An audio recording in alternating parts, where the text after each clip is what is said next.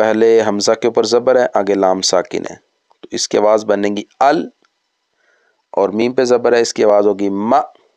لام پر کھڑا زبر ہے اور اس کے ساتھ ساتھ مد بھی موجود ہے، مد کو ہم لمبا کریں گے 3 الف، یہ مد متصل بھی ہے، حمزہ اسی کلمہ کے اندر ہے۔ نیکسٹ حمزہ کے نیچے زیر ہے، اس کی آواز ہوگی ای۔ لام کی جو مد ہے اس کو لمبا کریں گے تو لا، اور اس کے بعد کاف کے اوپر زبر ہے، ٹھیک ہے جی، اور اس کے بعد تا پہ پیش ہے کا، اور آواز آئے گی تا کی تو۔ اب اس سارے کو ملا کے ہم پڑھتے ہیں ال م لا ای کا تو، ای کا تو، ای کا تو۔